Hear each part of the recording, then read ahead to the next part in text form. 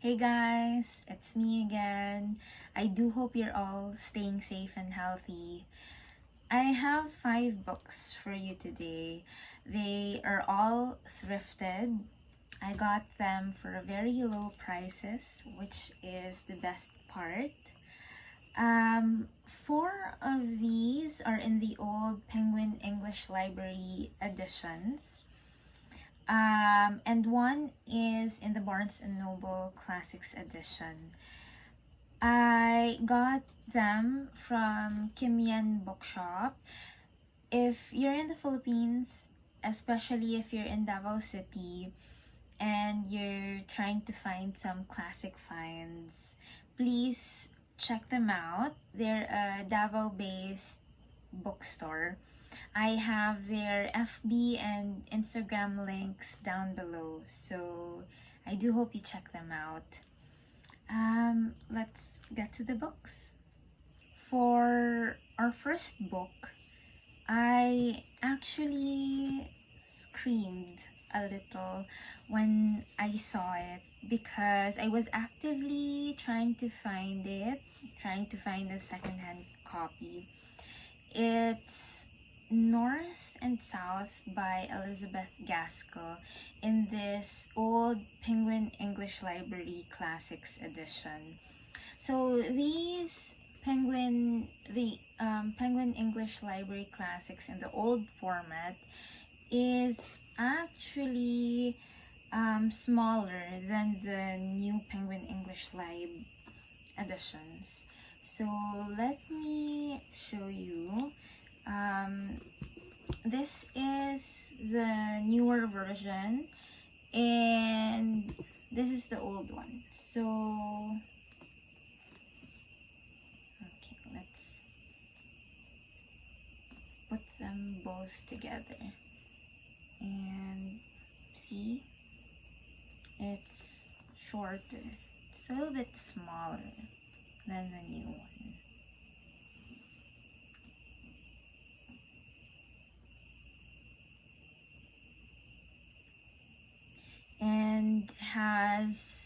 And still has this orange spine compared with the new ones. The orange just on the sides. Okay, and then for the old one,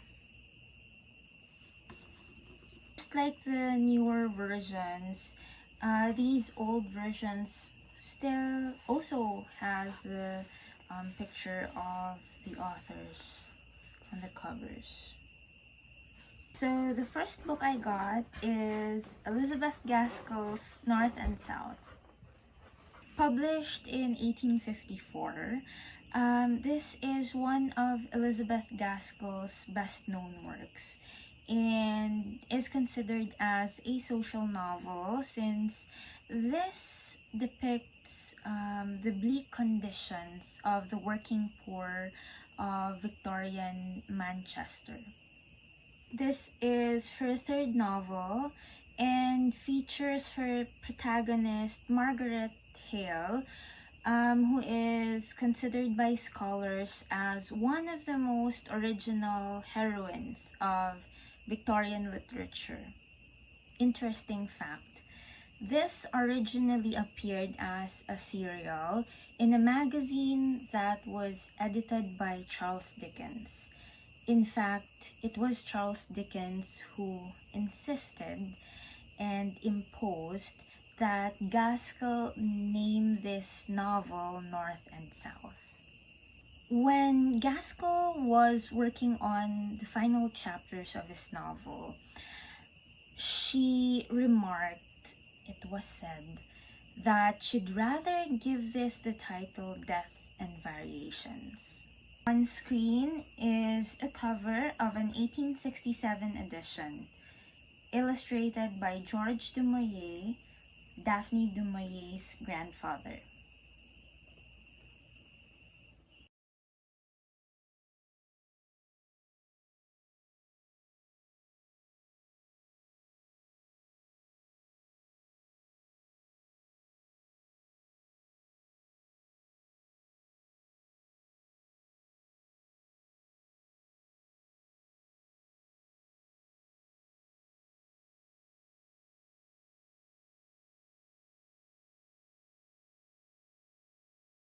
Next, I got two Mark Twains. And let's have the Adventures of Huckleberry Finn first. This was first published in the UK in 1884 and was published in the US the year after. This is considered as one of the great American novels and is actually a direct sequel of Twain's other novel, The Adventures of Tom Sawyer. The story is told in the first person by Huckleberry Finn, who is a friend of Tom Sawyer, and tells about his adventures as a young boy living along the Mississippi River. This novel was actually immediately banned right after its publication because of its extensive use of coarse and racist language. This actually continues to be a controversial piece, with some American high schools removing this in their required class readings. Some scholars, however, contend that this piece of literature should be enjoyed as an incomparable adventure story, a classic of American humor, and also as a metaphor of the American predicament. On screen is its first US edition cover in 1885.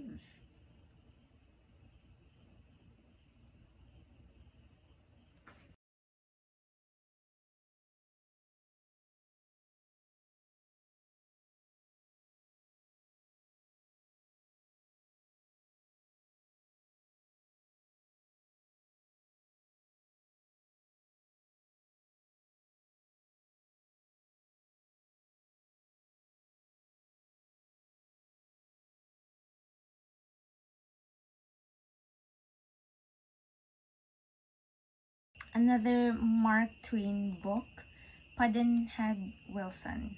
This was published in 1894, years after Huckleberry Finn, and is about two boys switched at birth, a very popular theme in telenovelas and movies back in the 90s.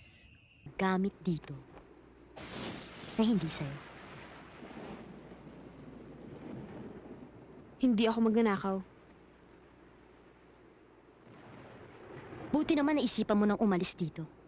Dahil ang kapal na ng mukha mo at ang tibay na nasikmura mo. The two boys looked similar, only that one is born into slavery and the other born to be the master of the house. Just like in Huckleberry Finn, the story is set in Antebellum South. This is considered as Mark Twain's darkest novel, and that is actually a winning elevator pitch for me. I will definitely be picking this up once I'm ready for my first Mark Twain. On screen is its first edition cover.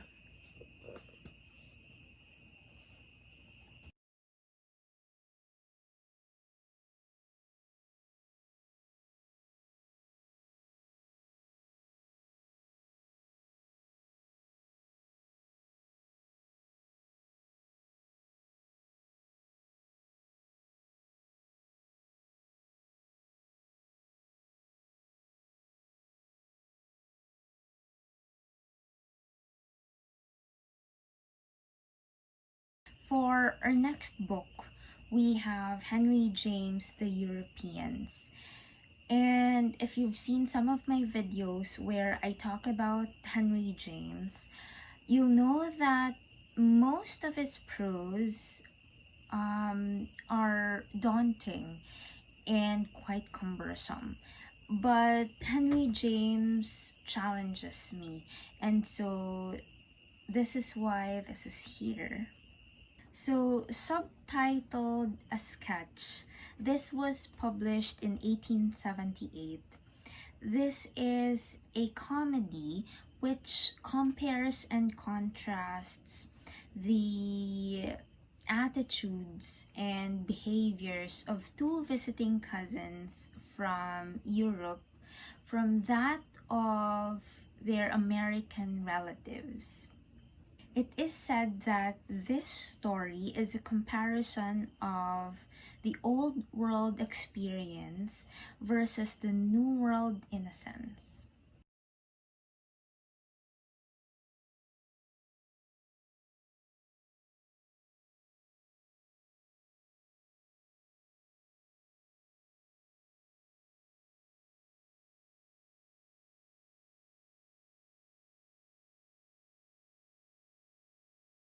The last book for this haul is The Scarlet Letter by Nathaniel Hawthorne. Well, I've already talked about The Scarlet Letter in another video, which I will be linking in my description. So I do hope you check that out. But that one was in the Rhodes Classics edition. This time I got the Barnes & Noble Classics edition. I picked this up even though I already have a copy. I know, but I just want to have this particular cover. And I also love the Barnes & Noble's Classics because they do give an introduction and notes. And this one has introduction and notes by Nancy Stade. Unfortunately, the Rhodes Classics edition, I think, doesn't have an introduction and notes on them. Again, I picked this up because of its cover art. Look at that. So beautiful, right?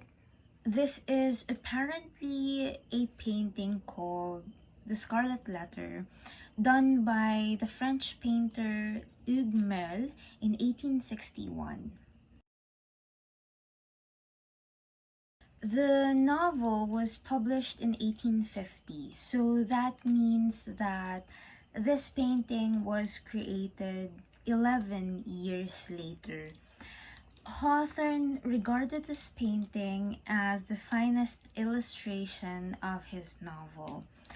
It was actually a man named William Walters, an American businessman and art collector, who commissioned Merle to create this painting. For those who haven't seen my other video where I talked about this novel is about a single mother who was publicly disgraced for adultery. The story is set in 17th century Puritan community, and so that means it's a very conservative community she is in. A lot of scholars consider Hester Prynne, our protagonist, as the first true heroine of American fiction.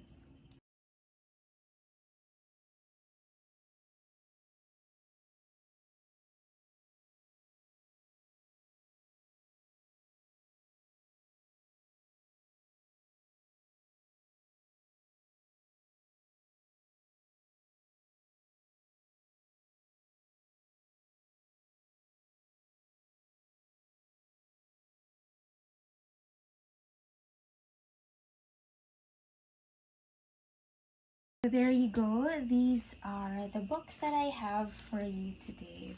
I do hope you enjoyed my little presentation. I would love to have you again next time. So please take care and see you soon.